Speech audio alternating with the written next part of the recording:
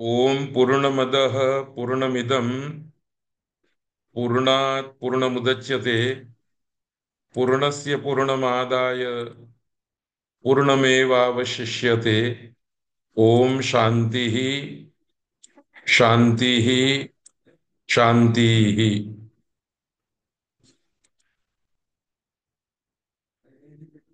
विगत वर्ग में हमने संकल्प किया था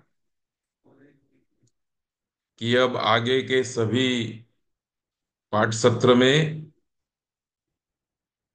प्रातिपदिक से होने वाले 21 प्रत्यय और धातु से होने वाले 18 प्रत्ययों का पारायण करेंगे।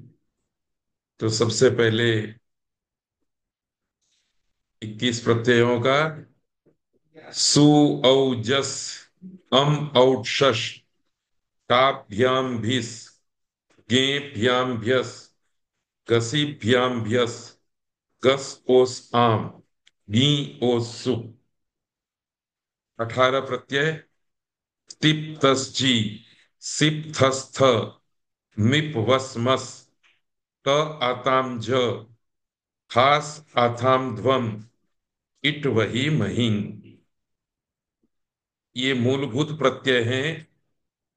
पाणिनि को पढ़ने वाले प्रत्येक छात्र को इन 21 और 18 प्रत्ययों का कंठस्थीकरण करना है।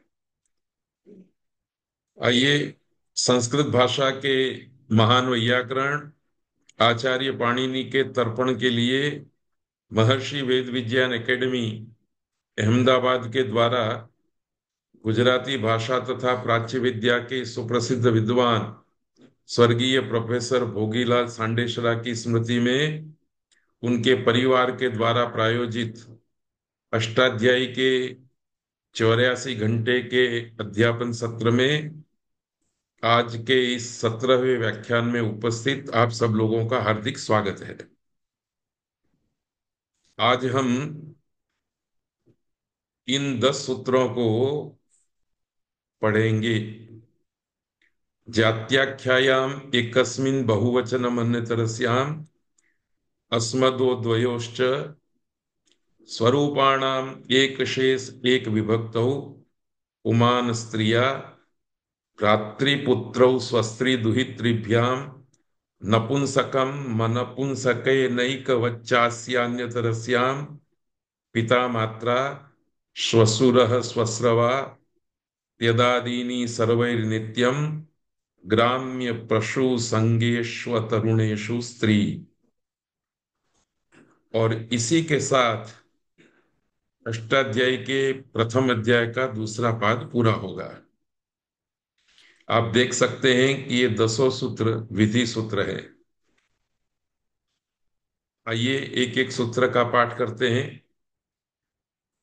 जात्याख्यायाम एकस्मिन् बहुवचनम अन्यतरस्याम, यह विधि सूत्र है। पदच्छेद में जात्याख्यायाम एकस्मिन् बहुवचनम अन्यतरस्याम, ये पद है। जात्याख्यायाम एकस्मिन्, ये सप्तमी एक वचन के पद है। बहुवचनम प्रथमा विभक्ति एक वचन का पद है। और अन्यतरस्याम अव्यय है। इस सूत्र में जात्याख्यायाम, इस पद में समास है। जाते है आख्या जात्याख्या तस्याम जात्याख्यायाम। यह षष्ठी पुरुष, षष्ठी तत्पुरुष जाते है, यहां जो षष्ठी है इसके कारण है। तस्याम शब्द का प्रयोग करके यह रूप सप्तमी विभक्ति एक वचन में प्रयुक्त हुआ है, इसका बोध कराया गया है। बहुवचन में भी बहु शब्द है और वचन शब्द है, उसमें भी समास संभवित है। बहुनाम वचनम बहुवचनम, बहुतों को जो कहता है वो बहुवचन है। यहां भी षष्ठी तत्पुरुष समास है। अनुवृत्ति के रूप में कोई भी पद नहीं आता। सूत्र के जो चार पद हैं, उन चार पदों को क्रम से रख करके भवती क्रियापद केवल हम अपनी ओर से रखेंगे तो सूत्र का प्राथमिक अर्थ होगा जात्याख्यायाम एकस्मिन बहुवचनम भवति अन्यतरस्याम। ये सूत्र के पदों से ही प्राप्त किया हुआ सूत्रार्थ है। इसको स्पष्ट करने के लिए दूसरी बार हम जात्याख्यायाम एकस्मिन अर्थे बहुवचनम अथवा बहुत्वम अन्यतरस्याम मतलब विकल्पेन भवति, इस प्रकार से प्रशिष्ट संस्कृत में थोड़ा अनुवाद करेंगे। फिर से मैं आपको याद करा दूं कि ये जो पहले सूत्रार्थ दिया है वो पाणिनि की भाषा है। इसमें केवल हमने अपनी ओर से भवती शब्द डाला है। पर इस पाणिनि की भाषा को प्रशिष्ट संस्कृत के अनुसार जब तक हम परिवर्तित करके नहीं देखेंगे, तब तक सूत्र के अर्थ की स्पष्टता नहीं होगी, बहुत स्पष्टता नहीं होगी। इसलिए हमने इस पाठ सत्र में 2 बार या 3 बार संस्कृत में सूत्रार्थ लिखा है। अब हिंदी में भी अर्थ कर दिया है। जाति को कहने के प्रसंग में एकत्व अर्थ में बहुत्व विकल्प करके हो जाता है। इस अर्थ को भी समझने की जरूरत है।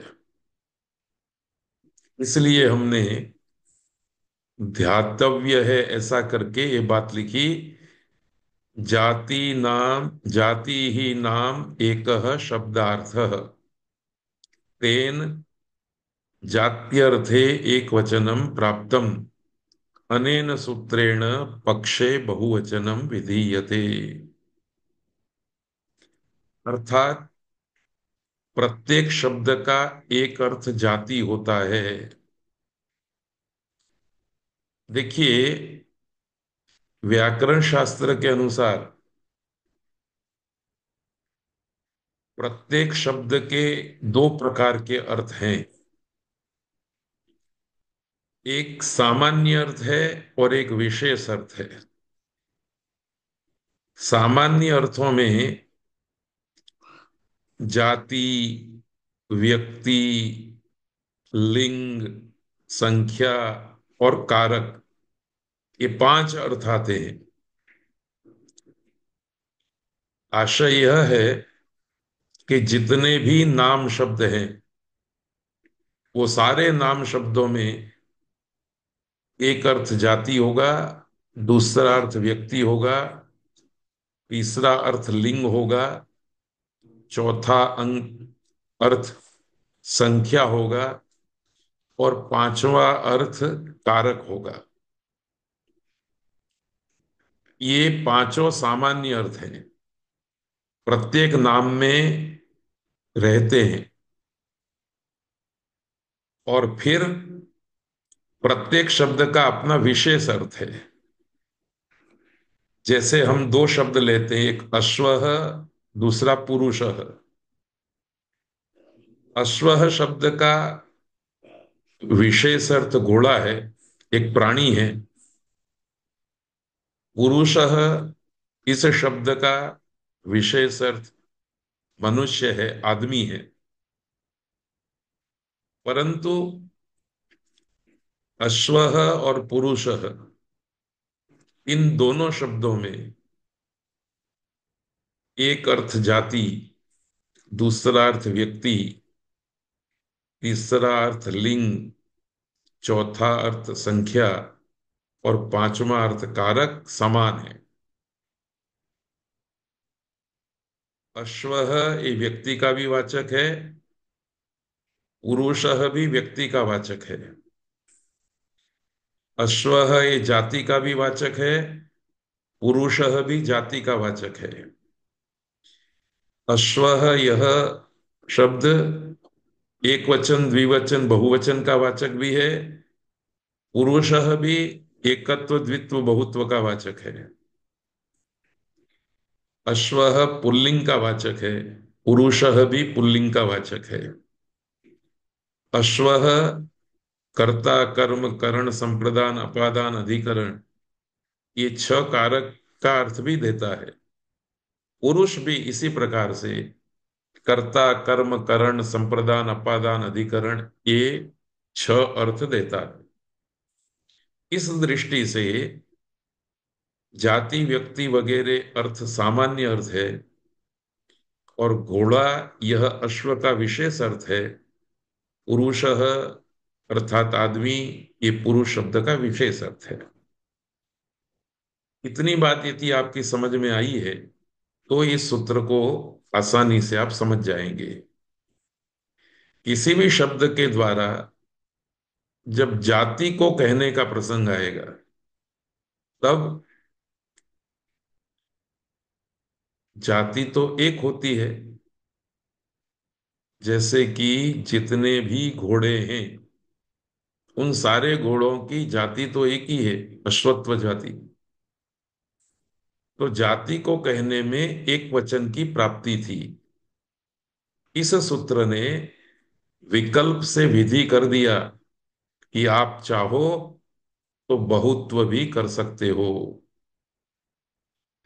जाति के एक होने से जाति अर्थ को कहने के प्रसंग में नित्य एकत्व प्राप्त था, नित्य एक वचन प्राप्त था। इस सूत्र से पक्ष में, विकल्प में, ऑप्शन में बहुत्व का भी विधान कर दिया गया है, बहुवचन का भी प्रयोग कर दिया गया है। इसलिए भाषा में दो प्रकार के प्रयोग हम कर सकते हैं। संपन्नाः यवाः, यव अर्थात जो, जो संपन्न हो गए, जो पक गए। संपन्नो यवः, जो पक गए। यहां एक वचन है, फिर भी बहुत्व का अर्थ देगा। संपन्नाः यवाः में बहुत्व है, वहां तो बहुत्व का अर्थ आने ही वाला है। इसे समझने के लिए एक मैं व्यवहारिक उदाहरण देता हूं, फिर आगे चलेंगे। यह गेहूं का खेत है, ऐसा किसी ने हिंदी में वाक्य बोला। इदं क्षेत्रम गोधूमस्य अस्ति। इदं क्षेत्रम चणकस्य अस्ति। यह खेत चने का है, यह खेत गेहूं का है। तो सुनने वाले ने गेहूं एक वचन में सुना, चना एक वचन में सुना, तो यह एक वचन जाति के अर्थ में है। अर्थात वक्ता कहना चाहता है कि गेहूं नाम से जाने जाने वाली अन्न की जो जाति है, उस जाति के, उस जाति वाले गेहूं का यह खेत है। एक गेहूं के खेत की बात नहीं करता, व्यक्ति रूप गेहूं की बात नहीं करता, जाति रूप गेहूं की बात करता है। ऐसे ही जब वो ये कहता है कि यह चने का खेत है, तो चने शब्द से चने रूप एक व्यक्ति की बात नहीं करता, चने रूप एक जाति की बात करता है। तो भाषा में, संस्कृत भाषा में इस सूत्र के द्वारा दोनों विकल्प अनुशासित किए गए कि जाति में आप एक वचन भी कर सकते हो और बहुवचन भी कर सकते हो, दोनों विकल्प है। अब आगे चलेंगे। अस्मदो द्वयोश्च,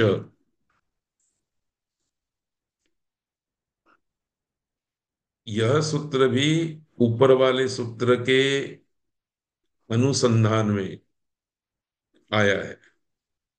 यह भी विधि सूत्र है। अस्मदः द्वयोः च, ये तीन पद है। अस्मदः षष्ठी विभक्ति एक वचन का पद है। द्वयोः सप्तमी द्विवचन का च अव्यय पद है। समास में प्रयुक्त किसी भी पद में समास नहीं, सूत्र में प्रयुक्त किसी भी पद में समास नहीं है। ऊपर से तीन पदों की अनुवृत्ति आ रही है। एकस्मिन बहुवचनम अन्यतरस्या। तो तीन पद सूत्र के, तीन पद अनुवृत्ति के, छह पद, और भवति क्रियापद सातवां अपनी ओर से। इन सात पदों को क्रम से रख करके हम सूत्रार्थ बनाएंगे। वो पाणिनि की भाषा होगी। अस्मदः एकस्मिन द्वयोश्च अन्यतरस्यां बहुवचनम भवति। भवति क्रियापद केवल हमारा है, पर सूत्र के पदों से संपन्न होने वाले सूत्रार्थ में और सरलता लाने के लिए हम इस तरह से बात करेंगे। अस्मदः यह अर्थः। अस्मद का जो अर्थ है, तस्य एकत्वे द्वित्वे च, उसके एकत्व में और द्वित्व में भी बहुत्वम विकल्पेन भवति। बहुत्व विकल्प से होता है। जैसे कि मैंने अभी बताया कि अस्मद शब्द का दो अर्थ है। एक सामान्य अर्थ है, एक विशेष अर्थ है। विशेष अर्थ है मैं। सामान्य अर्थ में जाति, व्यक्ति, लिंग, संख्या, कारक ये आएंगे। तो इस सूत्र ने कहा कि अस्मद शब्द का जो संख्या अर्थ लेंगे, सामान्य अर्थ लेंगे, तो एक वचन, द्विवचन, बहुवचन, ये तीन अर्थ आएंगे अस्मद से। और सामान्य रूप से ये व्यवस्था है कि एक अर्थ आएगा, एकत्व का अर्थ आएगा तो एक वचन होगा, द्वित्व का अर्थ आएगा तो द्विवचन होगा, बहुत्व का अर्थ आएगा तो बहुवचन होगा। जैसे कि हम पुरुषः, पुरुषौ, पुरुषाः के रूप में एक वचन, द्विवचन, बहुवचन के रूप चलाते हैं। इस सूत्र ने कहा कि भाई देखिए, अस्मद शब्द विशेष है। इस अस्मद शब्द में एकत्व का अर्थ आता हो, द्वित्व का अर्थ आता हो, तो भी विकल्प से आप बहुवचन कर सकते हैं, बहुवचन किया जा सकता है। इसलिए हिंदी में हमने स्पष्ट करके अर्थ लिखा। अस्मद का जो अर्थ, अस्मद का जो संख्या रूप सामान्य अर्थ, उसके एकत्व और द्वित्व अर्थ में बहुवचन विकल्प से होता है। उदाहरण है अहम ब्रवीमि। अहम में अस्मद शब्द है। अस्मद में एकत्व का अर्थ विवक्षित करके हमने एक वचन का प्रयोग किया। इस सूत्र ने कहा कि अस्मद शब्द में भले एकत्व कहना हो आपको, पर फिर भी आप चाहें तो बहुत्व का प्रयोग कर सकते हैं। तो कोई आदमी अहम ब्रवीमि अपने लिए बोलता है कि मैं बोल रहा हूं, वही व्यक्ति वयम ब्रूमः, हम बोल रहे हैं, इस रूप में भी वाक्य प्रयोग कर सकता है। अर्थात अहम ब्रवीमि इत्यस्य स्थाने वक्ता वयम ब्रूमः इत्यपि वक्तुम शक्नोति, यद्यपि वक्ता एक एव। अर्थात अहम ब्रवीमि, मैं बोलता हूं, यहां बोलने वाला यद्यपि एक है, तो भी वह अकेला आदमी अपने को वयम शब्द से, वयम ब्रूमः, इस प्रकार से बहुवचन में बोल सकता है।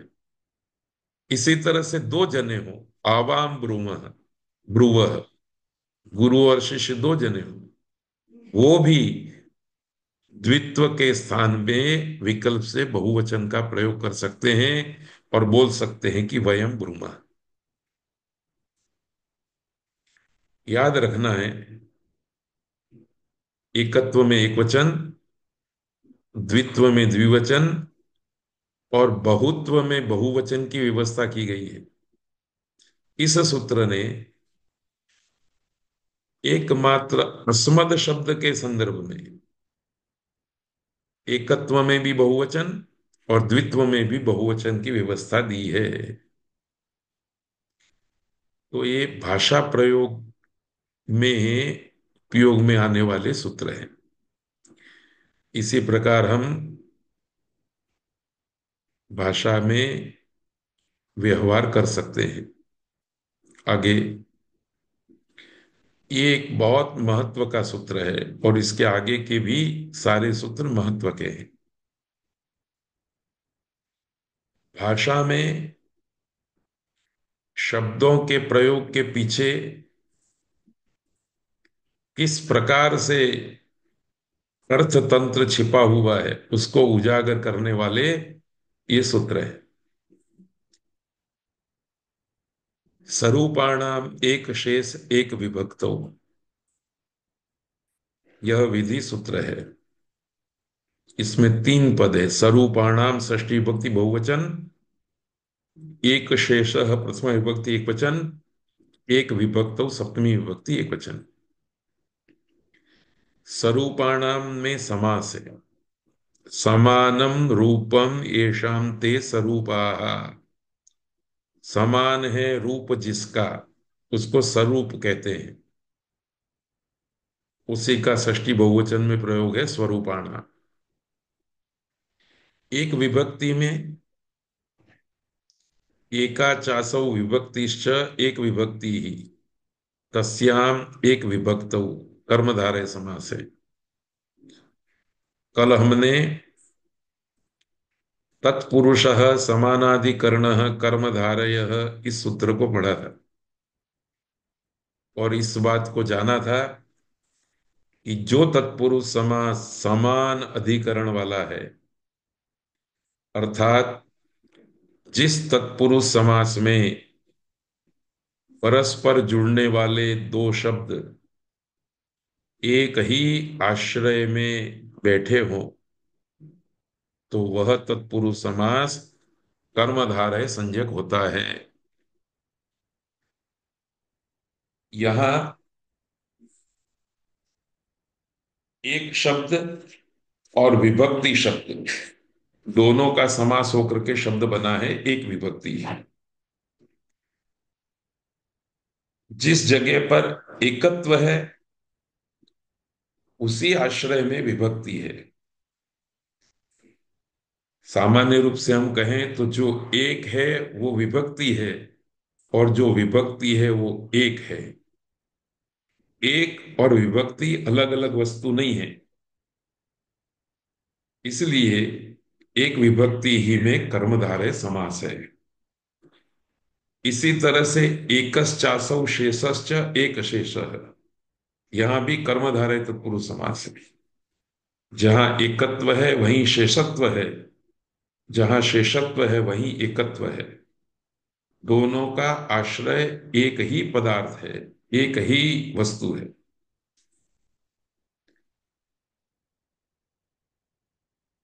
तो जब हम बीते दिनों में जो पाठ पढ़ गए हैं, जो ज्ञान हमने अर्जित कर लिया है, प्रसंग आने पर उस ज्ञान को, उस बात को घटा भी लेना है, उसका उपयोग भी कर लेना है। अनुवृत्ति किसी की भी नहीं है, इसलिए सूत्र में तीन पद है, भवती क्रियापद एक अपनी ओर से उठा डालेंगे तो पाणिनि की भाषा का सूत्रार्थ हो जाएगा। स्वरूपाणाम एक विभक्तौ एक शेषो भवति। परंतु इसे और स्पष्ट करने की जरूरत है, इसलिए थोड़ा व्याख्यान करते हुए, व्यापक कथन करते हुए सूत्रार्थ फिर से बताते हैं। स्वरूपाणाम शब्दानाम एक विभक्तौ परतः एक शेषो भवति। अर्थात एक एव शिष्यते इतरे निवर्तन्ते। क्या मतलब हुआ इसका? हिंदी में देखते हैं। समान रूप वाले शब्दों में से एक शब्द शेष रह जाता है और बाकी के शब्द निवृत्त हो जाते हैं। निवृत्त हो जाने का मतलब हट जाते हैं, चले जाते हैं, उनको उस जगह से हटा दिया जाता है। एक अर्थात समान विभक्ति के परे रहने पर। शर्त है ये, एक विभक्तौ, ये शर्त है, ये निमित्त है। यह निमित्त होगा तभी यह कार्य होगा। ये निमित्त नहीं होगा तो कार्य नहीं होगा। तो निमित्त के रूप में एक विभक्ति को रखा गया है। अर्थात जब कहीं एक ही विभक्ति का प्रत्यय पर में हो और समान रूप वाले शब्दों को कहने की विवक्षा हो, तो वहां समान रूप वाले शब्दों में से एक शब्द ही शेष रह जाएगा, बाकी के शब्द निवृत्त हो जाएंगे। जैसे वृक्षः च, वृक्षः च, दो वृक्षों को कहना है तो एक बार एक वृक्ष शब्द का प्रयोग किया, दूसरी बार दूसरे वृक्ष शब्द का प्रयोग किया। दोनों शब्दों के पीछे एक विभक्ति रखी, पहले में भी प्रथमा विभक्ति रखी, दूसरे में भी प्रथमा विभक्ति रखी।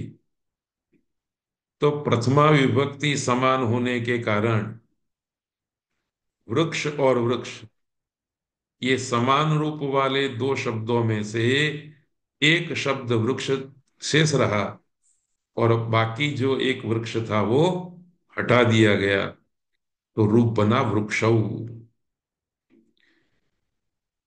इसको समझने के लिए थोड़ा धैर्य चाहिए। आज ही मैं इस बात को आपको सरलता से समझाऊंगा। एक दूसरा उदाहरण भी इसके साथ दिया गया, वृक्षश्च, वृक्षश्च, वृक्षश्च इति वृक्षा।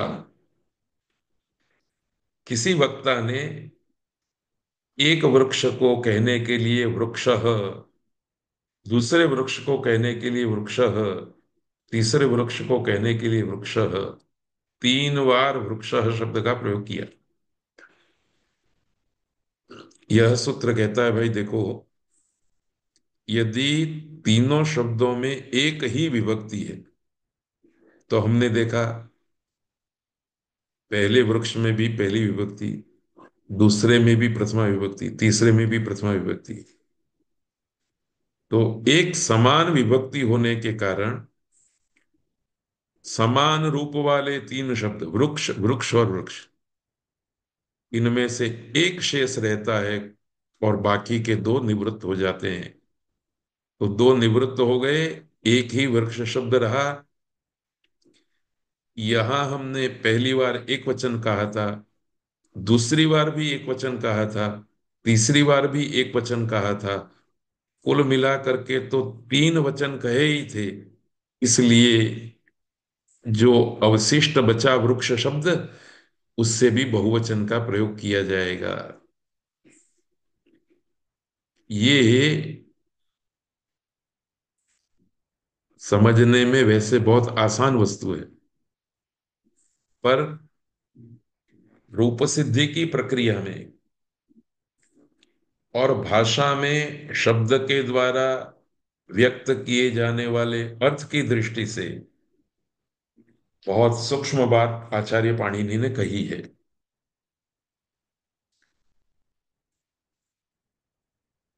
या ध्यातव्य है कि शिष्यते यह स शेषः, जो बचा रहता है उसको शेष कहते हैं। इसी वक्ता के मन में दो वृक्षों को कहने की विवक्षा हुई, तो उसने एक बार वृक्ष शब्द का प्रयोग किया और प्रथमा विभक्ति एक वचन का सु प्रत्यय ले आया। दूसरे वृक्ष को देख करके फिर से वृक्ष शब्द ले आया, प्रथमा विभक्ति एक वचन का प्रयोग किया।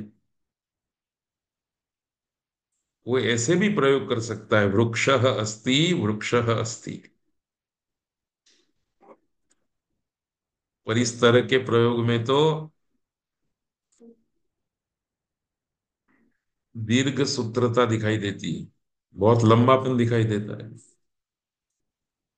इसमें लाघव लाने के लिए इस सूत्र ने भाषा में प्रवर्तित अर्थ विज्ञान को हमारे सामने खोल करके रख दिया।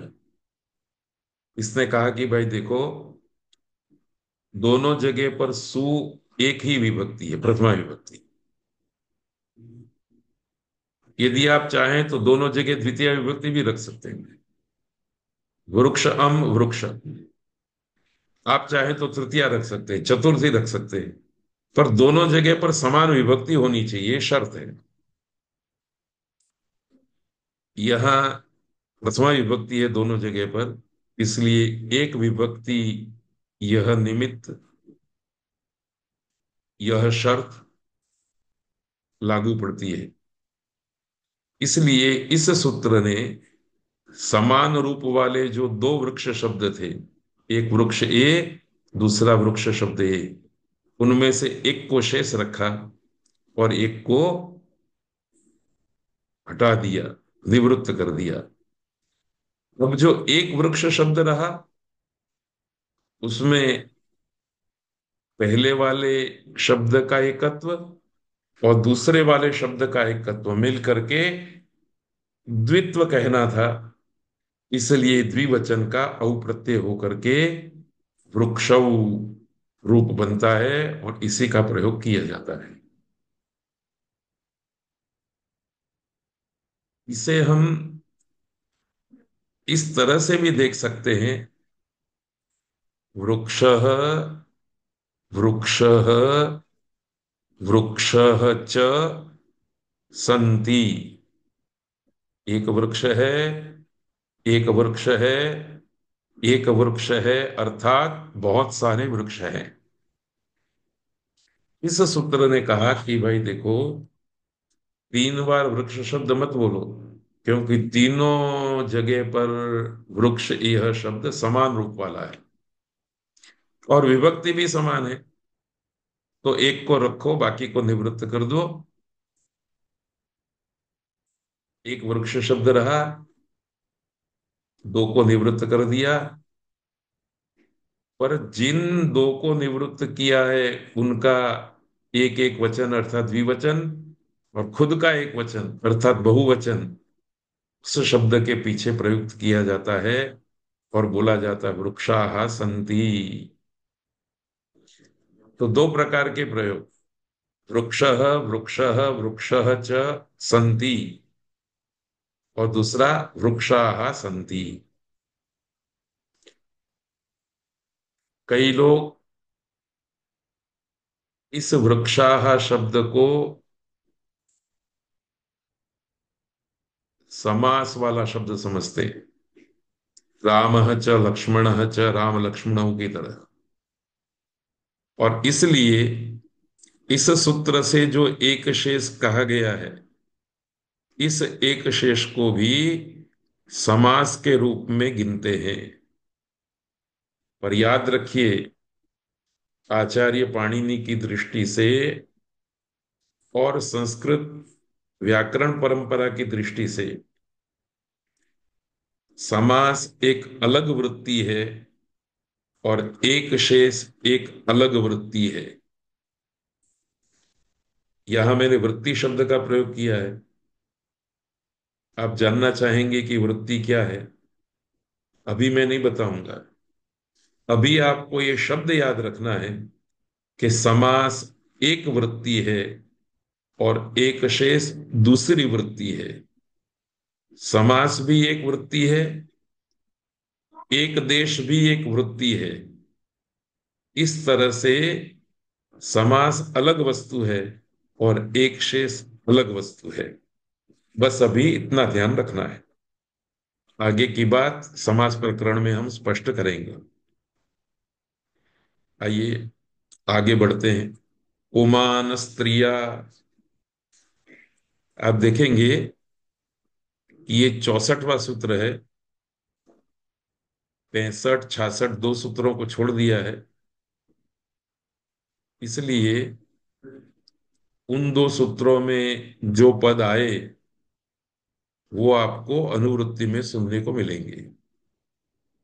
इसलिए हमने इस पाठ सत्र में प्रत्येक सूत्र को पढ़ने के लिए सबसे पहले सूत्र के प्रकार, फिर पदच्छेद, फिर समास, फिर अनुवृत्ति, फिर सूत्रार्थ और फिर उदाहरण, इन चरणों से पढ़ने की व्यवस्था रखी है। और इस व्यवस्था को आप बहुत ही चुस्तता पूर्वक पकड़ के रखना है। तो पुमान स्त्रिया ये भी विधि सूत्र है। पुमान प्रथमा विभक्ति एक वचन, स्त्रिया तृतीय विभक्ति एक वचन। समास नहीं है। पुमान अलग शब्द है, स्त्रिया अलग शब्द है। ऊपर से अनुवृत्ति तल लक्षण चेद एव। तल लक्षण चेत एव, तीन पद। विशेष चार पद और शेष पांच पद। ये पांच पदों की अनुवृत्ति आ रही है। उमान एक पद, स्त्रिया दो पद सूत्र में पढ़े गए। पांच पद अनुवृत्ति से आ रहे हैं।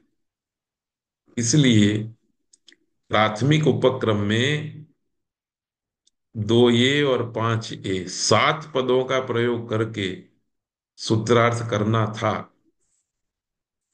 पर इस सूत्र को हम व्यवस्थित रूप से समझेंगे और इसी प्रकार के सूत्र आगे आने वाले हैं। इसलिए पहले ही क्रम में हमने सूत्रार्थ को व्यापक रूप से रख दिया है। सूत्र का अर्थ क्या है? उमान स्त्रिया सह शिष्यते, स्त्री निवर्तते, तल्लक्षण एव चेत विशेषो भवेत्, लिंग भेद एव चेत स्यात्, अन्यत् प्रकृत्यादिकं सर्वं समानं भवेत् इत्यर्थः। अर्थात पुल्लिंग शब्द स्त्रीलिंग शब्द के साथ शेष रह जाता है। फिर से इसको पढ़ते हैं। पुल्लिंग शब्द स्त्रीलिंग शब्द के साथ शेष रह जाता है, स्त्रीलिंग शब्द हट जाता है। किसी वाक्य में एक शब्द पुल्लिंग का, वही शब्द स्त्रीलिंग का प्रयुक्त होता है, तो स्त्रीलिंग वाला शब्द हट जाता है और पुल्लिंग वाला शब्द चालू रहता है। पर शर्त है। कौन सी शर्त है? यदि उन दोनों शब्दों में स्त्रीत्व और पुंस्त्व ही विशेष होना चाहिए, अन्य प्रकृति आदि सब समान होना चाहिए। अर्थात उदाहरण से इस बात को समझेंगे। उदाहरण है ब्राह्मणश्च ब्राह्मणी च ब्राह्मणौ।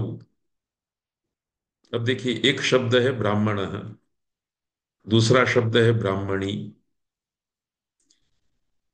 ब्राह्मण पुल्लिंग का शब्द है, ब्राह्मणी स्त्रीलिंग का शब्द है। दोनों शब्द का अर्थ भिन्न भिन्न नहीं है। अर्थ में भिन्नता तो केवल ब्राह्मण पुल्लिंग है और ब्राह्मणी स्त्रीलिंग है, इतना ही है। तो ऐसे प्रयोगों में जहां दो शब्द समान ही अर्थ वाले हों, केवल मात्र पुंस्त्व और स्त्रीत्व का भेद हो, तो ऐसी अवस्था में स्त्रीलिंग वाला शब्द निवृत्त हो जाता है और पुंस्त्व वाला शब्द शेष रहता है। ब्राह्मण में भी एक वचन, ब्राह्मणी में भी एक वचन, कुल मिलाकर के दो वचन, तो ब्राह्मणौ ऐसा प्रयोग बनेगा। कुक्कुटश्च कुक्कुटी च। कुक्कुट में पुल्लिंग, कुक्कुटी में स्त्रीलिंग। दोनों एक ही पक्षी के वाचक हैं, दोनों के अर्थ अलग अलग नहीं है। अलग अलग यदि इन दोनों में कोई वस्तु है, तो इस कुक्कुट में पुल्लिंग है, कुक्कुटी में स्त्रीलिंग है। यहां भी स्त्रीलिंग वाला पद चला गया, पुल्लिंग में द्विवचन हो गया, शब्द बना कुक्कुटौ। स्मर्तव्य है कि ब्राह्मणश्च ब्राह्मणी च, इस वाक्य में प्रकृति के रूप में प्रयुक्त दोनों शब्द ब्राह्मण और ब्राह्मणी एक ही है, एक ही प्रकार के व्यक्ति को कहने वाले हैं। फर्क ये है कि ये पुरुष है और ये स्त्री है। एक पुल्लिंग में है और एक स्त्रीलिंग में है। ऐसी स्थिति में इस एक शेष विधि से पुल्लिंग ब्राह्मण शब्द शेष रह जाता है और एक वचन ब्राह्मण में था, एक वचन ब्राह्मणी में था, कुल दो वचन थे। इसलिए वृक्षौ की तरह यहां भी द्विवचन का औ प्रत्यय होकर के ब्राह्मणौ ऐसा रूप बनता है। ब्राह्मणों का इस प्रकार का जो रूप बना, उसका अर्थ दो ब्राह्मण नहीं है, परंतु एक ब्राह्मण और एक ब्राह्मणी, यह अर्थ है। वाक्य प्रयोग में हम इस तरह से देखेंगे कि ब्राह्मणौ आगच्छतः, इसका एक अर्थ होता है दो ब्राह्मण आ रहे हैं। पर साथ में यदि वक्ता ने एक शेष करके ब्राह्मणों शब्द का प्रयोग किया है, तो इसका एक संभवित अर्थ है एक ब्राह्मण और एक ब्राह्मणी दो आ रहे हैं। तो स्त्री और पुरुष, ब्राह्मण पुरुष और ब्राह्मण स्त्री दो आ रहे हो तो भी ब्राह्मण आगच्छतः, और एक ब्राह्मण पुरुष दूसरा ब्राह्मण पुरुष आ रहा हो तो भी ब्राह्मणौ आगच्छतः यह प्रयोग होगा। तो ये संस्कृत भाषा की विशेषता है। जो व्यक्ति संस्कृत भाषा की इस विशेषता को नहीं जानता है, वह धर्मशास्त्रीय वचनों को और व्यवहार के वचनों को ठीक तरह से समझ नहीं सकता। आगे भी ये प्रयोग आएंगे तब मैं एक आध बात कहूंगा। इसलिए संस्कृत भाषा जानने वाले प्रत्येक व्यक्ति को ये एक शेष प्रकरण की ठीक ठीक जानकारी होनी जरूरी है। आइए, इसी परंपरा में आगे एक शब्द आया, भ्रातृपुत्रौ स्वस्त्री दुहितृभ्याम। यह सूत्र भी ऊपर वाले सूत्र के जैसा ही है, विधि सूत्र है। भ्रातृपुत्रौ प्रथमा विभक्ति द्विवचन, स्वस्त्री दुहितृभ्याम तृतीय विभक्ति द्विवचन, दोनों में द्वंद्व समास है। भ्राता च पुत्रश्च भ्रातृपुत्रौ, स्वसा च दुहिता च स्वश्री दुहित्रौ दुहितरौ, ताभ्याम स्वश्री दुहितृभ्याम। अनुवृत्ति एक शब्द की आ रही है, शेषः। सूत्र का अर्थ है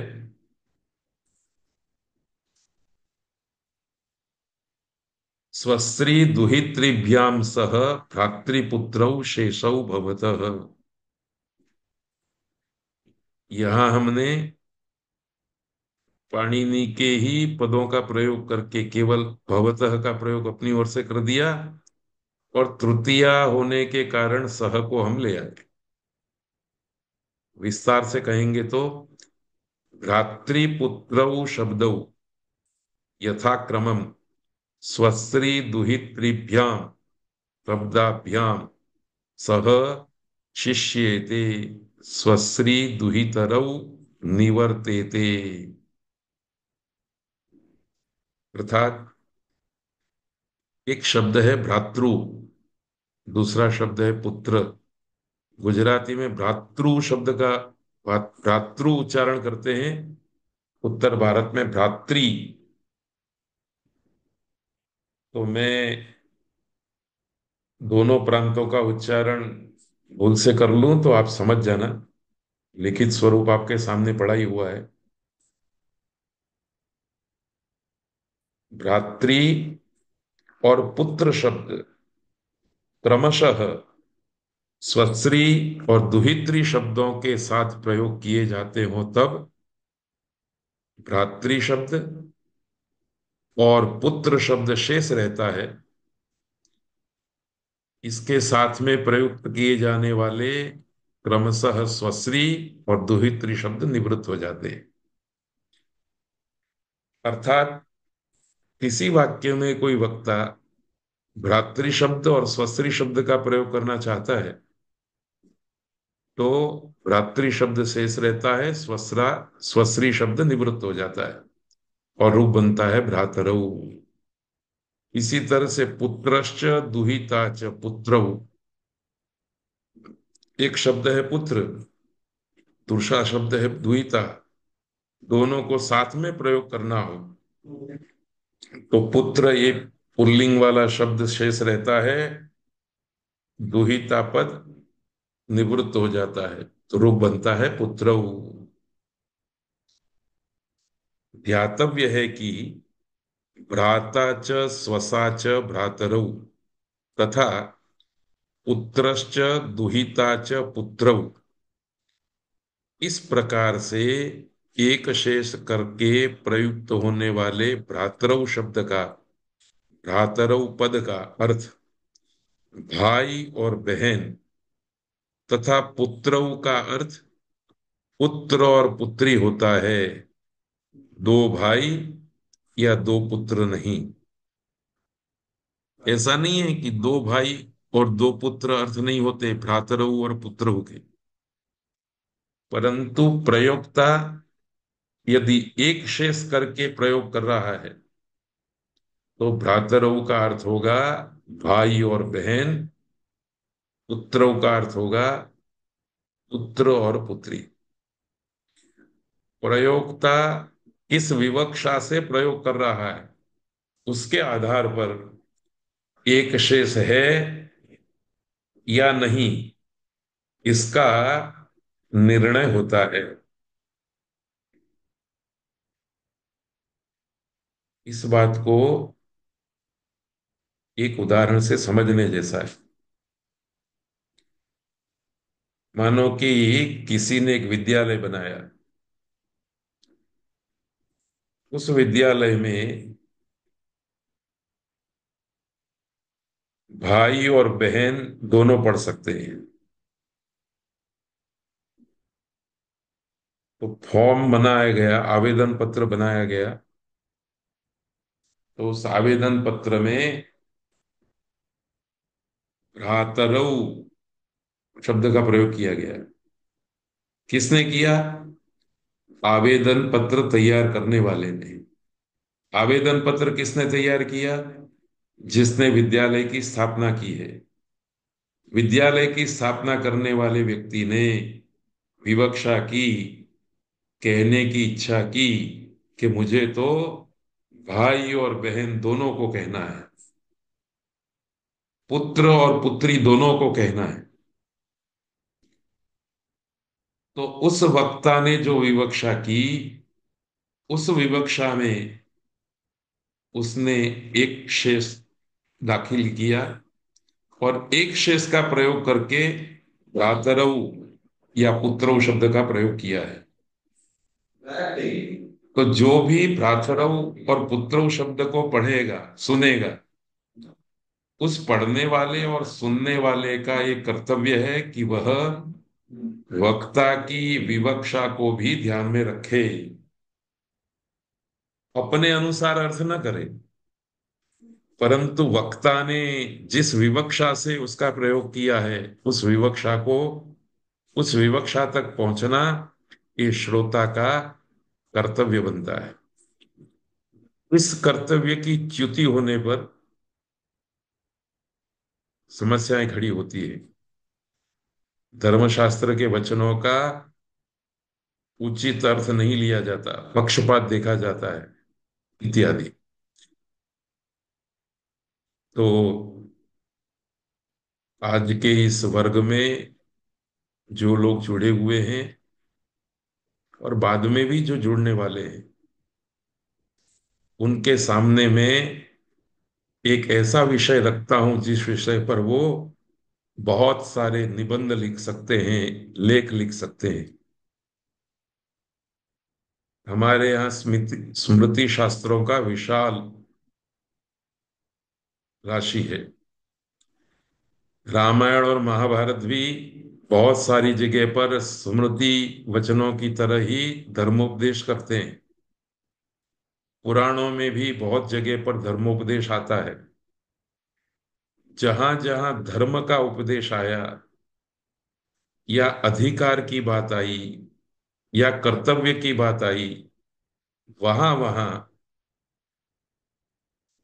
पुल्लिंग द्विवचन वाले जितने भी शब्द हैं, उन शब्दों में एक शेष है या एक शेष नहीं है,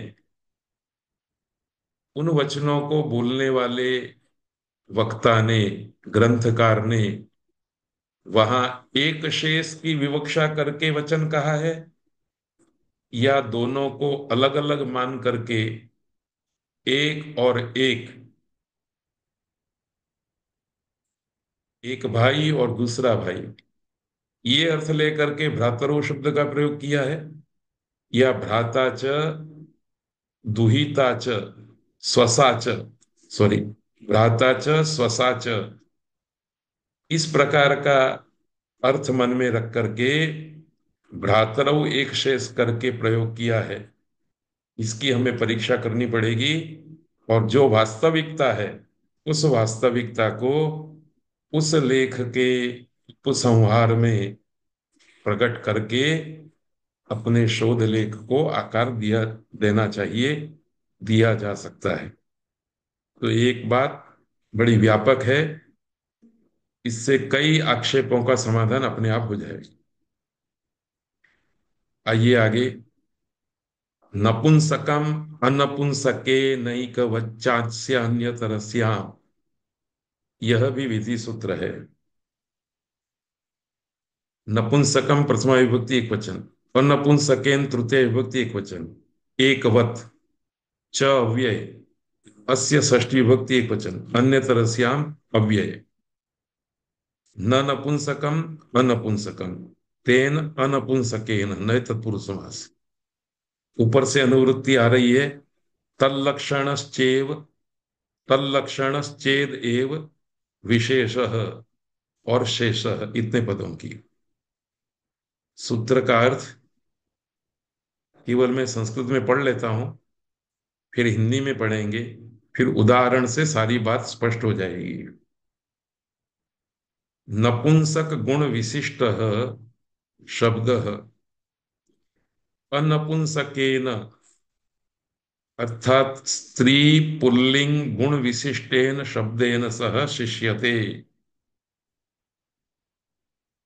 स्त्री पुल्लिंग गुण विशिष्टौ शब्दौ निवर्तेते। अस्य नपुंसकलिंग शब्दस्य च विकल्पेन एकवत् कार्यं भवति। नपुंसक अनपुंसक गणस्येव चेत् वे गुणस्य एव चेत् वैरूप्यं स्यात्।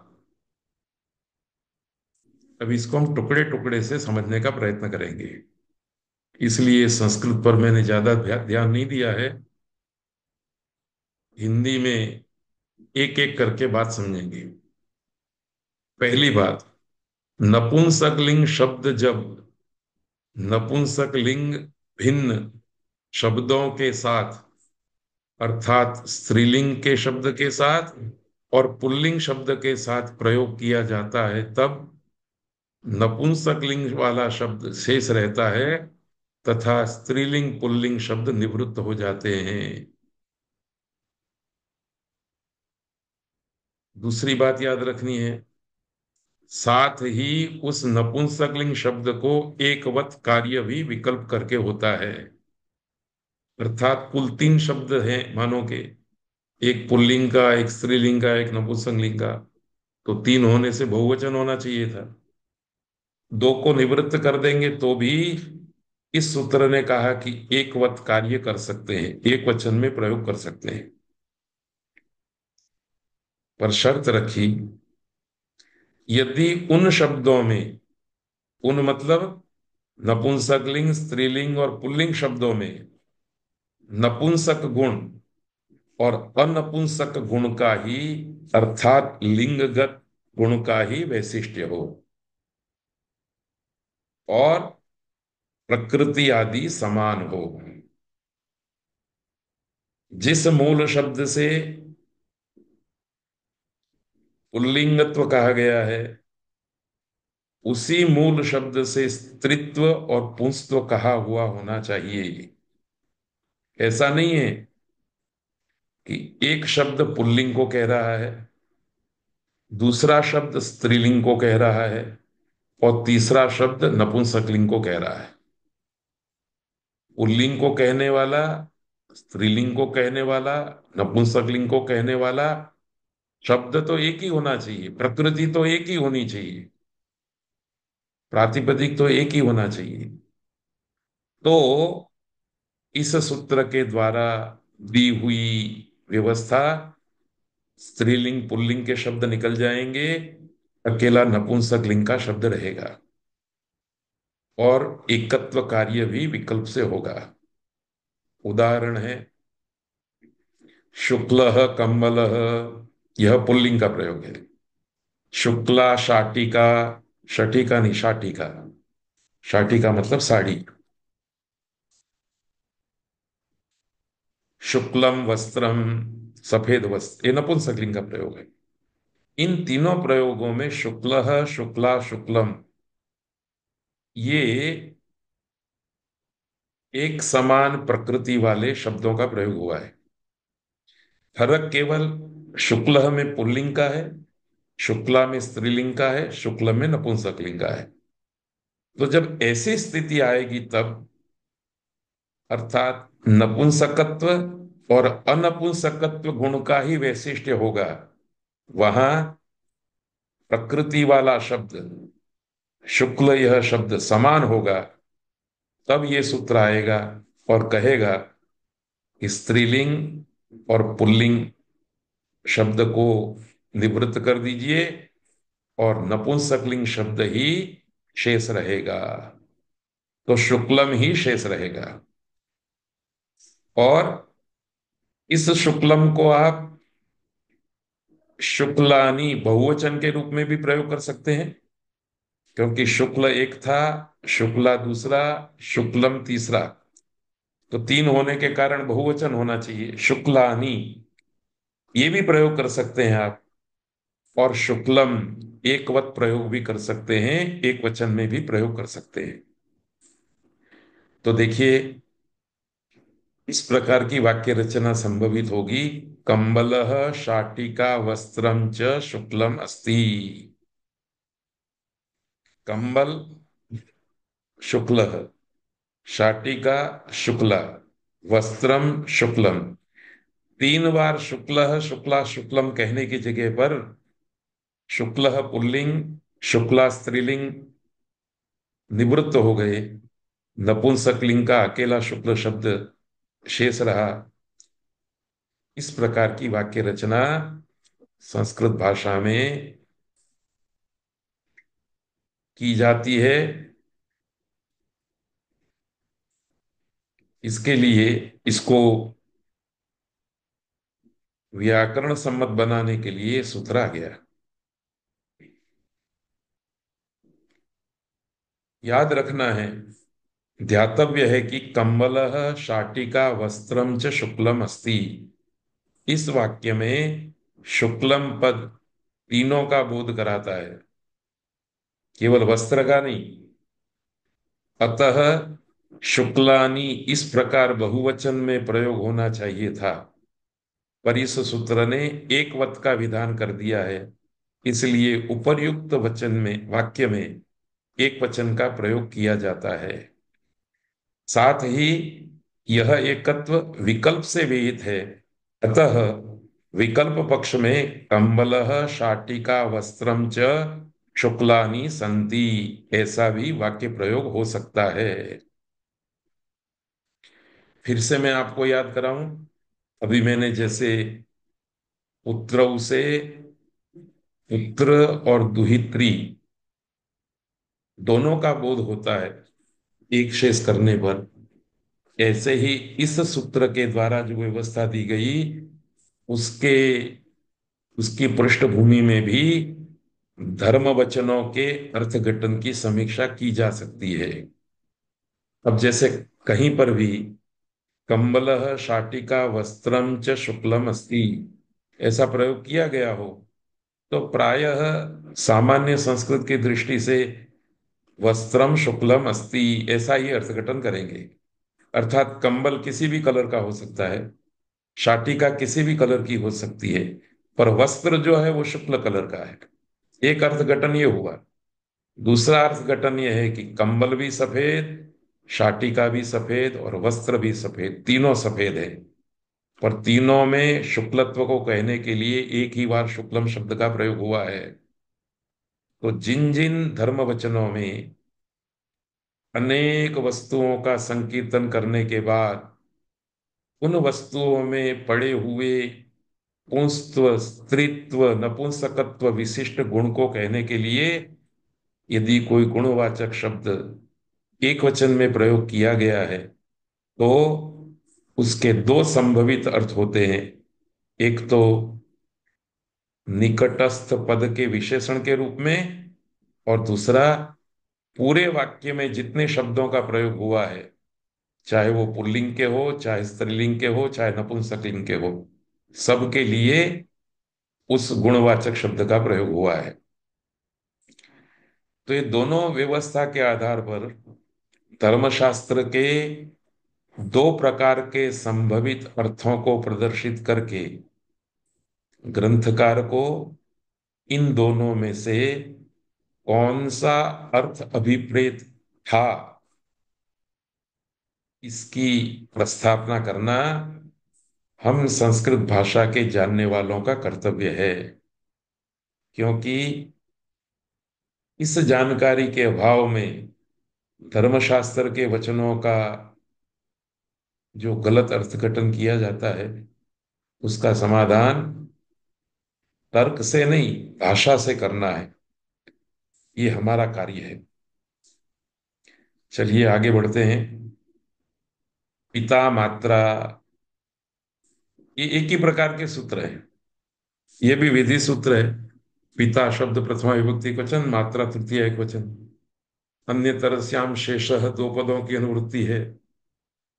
मातृशब्देन सह वचने पितृशब्दः शिष्यते, विकल्पेन मातृशब्दो निवर्तते। मातृ शब्द के साथ पितृ शब्द का प्रयोग होने पर पितृ शब्द शेष रहता है विकल्प से। एक बार रहेगा, एक बार नहीं रहेगा। मातृ शब्द निवृत्त हो जाता है। माता च पिता च पितरौ, मातृ शब्द निवृत्त हो गया तो एक पक्ष में पितरौ, इसका अर्थ भी माता और पिता है। पक्ष में मातृ शब्द निवृत्त नहीं होगा, पितृ शब्द शेष नहीं रहेगा, दोनों रहेंगे, इसलिए प्रयोग होगा माता पितरौ। तो पितरौ का एक अर्थ माता और पिता है। माता और पिता को कहने के लिए संस्कृत भाषा में दो पदावली है, एक है पितरौ, दूसरी है माता पितरौ। तो ये तो बड़ी स्पष्ट बात है। इसी तरह से दूसरा सूत्र है श्वशुरः श्वशुरवा, पिता मात्रा की तरह ही इसका भी अर्थ है। श्वश्रु शब्द के साथ श्वशुर शब्द शेष रहता है विकल्प से, और श्वश्रु निवृत्त हो जाता है। श्वश्रु में जो दीर्घ उकार दिखाई दे रहा है वो स्त्रीवाचक शब्द है, और श्वशुरः ये पुल्लिंग। श्वशुरः मतलब ससुर, श्वश्रु मतलब सास। तो ससुर और सास इन दोनों शब्दों के प्रयोग में श्वशुर ये पुल्लिंग का शब्द शेष रहता है, और श्वश्रु स्त्रीलिंग वाला शब्द निवृत्त हो जाता है। तो माता पितरौ, पितरौ पितरौ की तरह ही श्वशुरः च श्वश्रुश्च श्वशुरौ, श्वशुरौ द्विवचन में भी सास और ससुर दोनों का अर्थ आएगा। वक्ता चाहे तो दोनों को अलग अलग प्रयोग भी कर सकता है, श्वश्रु श्वशुरौ। एक और सूत्र आया, यदादीनी सर्वैर नित्यम। इस सूत्र के भी बहुत सारे प्रयोग हम करते ही हैं भाषा में। त्यदादीनी प्रथमा विभक्ति बहुवचन, सर्वैहि तृतीया विभक्ति बहुवचन, नित्यम प्रथमा विभक्ति एकवचन। ये सूत्र नित्य व्यवस्था दे रहा है। अब तक के सूत्र वैकल्पिक व्यवस्था देते थे। क्या कहता है सूत्र? त्यदादीनी शब्द रूपाणी सर्वैहि सह वचने नित्यम शिष्यन्ते अन्यानि निवर्तन्ते। अर्थात यद वगैरह, यद, तत्, यत इत्यादि शब्द रूप सबके साथ, अर्थात त्यदादियों के साथ या त्यदादियों से अतिरिक्त, देवदत्त, पुरुष, पशु इत्यादि अन्य शब्दों के साथ भी प्रयोग किए जाते हैं, तब त्यदादि शब्द रूप नित्य ही शेष रहते हैं, अन्य सब शब्द जो है वो निवृत्त हो जाते हैं। उदाहरण से इस बात को समझेंगे। सह च देवदत्तश्च, सह एक तत् शब्द का रूप है। देवदत्त ये त्यदादि से भिन्न किसी युवक का नाम है। इन दोनों का एक साथ प्रयोग होगा तब अन्य, देवदत्त शब्द निवृत्त हो जाएगा और त्यदादि शेष रहेंगे। त्यदादि गण है, इसमें यद, तत्, यत, किम आदि बहुत सारे शब्दों का समावेश किया गया। तो स शब्द का मूल शब्द है तत्, यह अवशिष्ट रहा। सह का एक वचन, देवदत्त का एक वचन, तो तौ में द्विवचन हो गया। यश्च देवदत्तश्च यौ, यहां भी यत शब्द और यज्ञदत्त शब्द दो शब्द थे, यज्ञदत्त निवृत्त हो गया, यह का एक वचन, यज्ञदत्त का एक वचन, यौ में द्विवचन हो गया। तो याद रखना है विशेष बात, त्यदादि गण सर्वादि गण के अंतर्गत है। हम पिछले दिनों में सर्वादीनी सर्वनामानी, ये सर्वनाम संज्ञा करने वाले सूत्र को पढ़ गए। उसमें जो सर्वादि गण है, उसी सर्वादि गण के अंदर त्यदादि गण है, जिसमें त्यद, तत्, यत्, किम इत्यादि शब्दों का समावेश किया गया है। इस सूत्र के द्वारा किए गए विधि के संदर्भ में दो बिंदु ध्यातव्य हैं। एक तो जब स च देवदत्तश्च जैसे प्रयोग होंगे, तब तत् शब्द से बना हुआ सह पद त्यदादि है, एवं यज्ञ शब्द त्यदादि से भिन्न है, अतः सह शेष रह गया, यज्ञदत्त हट गया, निवृत्त हो गया। नियमानुसार द्विवचन होकर के तौ प्रयोग होगा। तो तौ शब्द के दो अर्थ होंगे, वह और यज्ञदत्त। इसी तरह से जब स च यश्च ऐसे प्रयोग होंगे, इसमें सह शब्द तत् का रूप है, यह शब्द यत का रूप है, दोनों त्यदादि गण में है। तो जहां दोनों शब्द त्यदादि गण के होंगे, वहां कौन शेष रहेगा और कौन निवृत्त होगा, ये प्रश्न था। इस प्रश्न का समाधान सूत्र से नहीं होता। इसलिए सूत्र से जो व्यवस्था नहीं हो रही है, सूत्र ने जो व्यवस्था कही नहीं है, उस व्यवस्था को कहने के लिए आचार्य कात्यायन प्रवृत्त हुए और उन्होंने इस सूत्र पर एक वार्तिक लिखा। यदादि नाम मिथो यद यद परम तत् तत् शिष्यते। अर्थात त्यदादि गण में जिस क्रम से जो जो पद रखे गए हैं, उस क्रम में परे वाला पद जो है वो शेष रहता है, पूर्व वाला पद जो है वो निवृत्त हो जाता है। अतः स च यश्च जैसे प्रयोग में पर में आने वाला यथ शेष रह जाता है और तत् जो है वो निवृत्त हो जाता है। तो सहच यश्च, इसमें तत् और यत शब्द का प्रयोग किया गया है। तत् पहले है, यत बाद में है। तो जो बाद में है वो शेष रह गया, पहले है वो निवृत्त हो गया, शब्द बन गया यौ। यौ का अर्थ क्या होगा, वह और जो। इस प्रकार से इसका अर्थघटन किया जाएगा। तो इसके भी बहुत व्यापक प्रयोग हैं। धर्मशास्त्रीय वचनों में इस सूत्र के द्वारा दी गई व्यवस्था वाले वचनों की भी समीक्षा की जा सकती है। अंतिम सूत्र है इस पाद का, ग्राम्य पशु संगेश अतरुणेषु स्त्री। ग्राम्य पशु संगेषु सप्तमी बहुवचन, अतरुणेषु सप्तमी बहुवचन, स्त्री प्रथमा विभक्ति एकवचन। ग्राम्याश्च ते पशवश्च ग्राम्य पशव।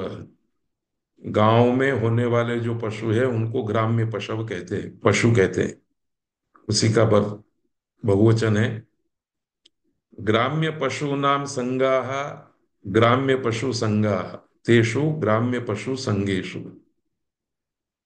अतरुण शब्द में बहुब्रीहि समास है, नए तत्पुरुष नहीं। न विद्यन्ते तरुणाः येषु ते अतरुणाः। अनुवृत्ति शेष की आ रही है। सूत्र का अर्थ है अतरुणेषु ग्राम्य पशु संगेषु स्त्री शिष्यते पुमान निवर्तते। अर्थात तरुणों से रहित जो भी ग्राम्य अर्थात ग्रामीण पशुओं का समूह है, उस समूह में स्त्री अर्थात स्त्री पशुवाचक प्रकृति शेष रहती है, उमान नर प्रकृति निवृत्त हो जाती है। जैसे कि गांव में पलने वाला एक पशु है गाय, उसमें बैल भी होते हैं। तो गावश्च, गावश्च, एक गावह शब्द इमे अर्थात पुल्लिंग के अर्थ में है। दूसरा गावह इमाह अर्थात स्त्रीलिंग के अर्थ में है। अर्थात किसी गांव के चौराहे पर बहुत सारी गायें और बहुत सारे बैल समूह के रूप में बैठे हुए हैं अथवा चर रहे हैं। उस समूह को हम क्या कह सकते हैं? गावह इमाह चरंती, ये गायें चर रही हैं।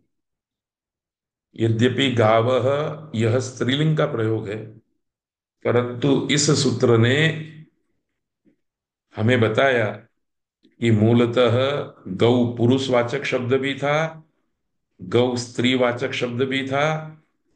स्त्रीवाचक शब्द शेष रह गया, पुरुषवाचक गौ शब्द निवृत्त हो गया। इसलिए गावह इमाह चरंती ऐसा प्रयोग किया गया है, जिसका अर्थ है गाय और बैल चर रहे हैं। इसी तरह से महिषाश्च महिष्यश्च महिष्यः इमाः चरन्ति, भैंस और भैंसा दोनों के समूह को हम कहना चाहते हैं तो महिषी ये स्त्रीलिंग का शब्द अवशिष्ट रहेगा, पुल्लिंग का महिष शब्द निवृत्त हो जाएगा।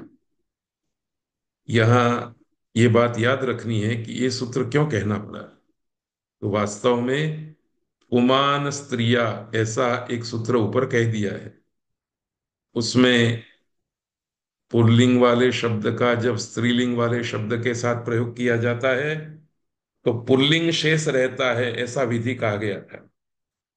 इस सूत्र ने उस विधि के अपवाद के रूप में कह दिया कि ग्राम्य पशु हो और तरुणों की बात न हो तो स्त्री शब्द शेष रहता है, पुरुष शब्द निवृत्त हो जाता है। तो उपर्युक्त प्रयोगों में उमान स्त्रिया सूत्र से पुल्लिंग शब्द को शेष रखने का विधि किया गया था, पर इस सूत्र ने ग्राम्य पशुओं के समूह को कहने के संदर्भ में स्त्रीलिंग शब्द को शेष रखने का विधि किया गया है। अतः गावः इमाः चरन्ति।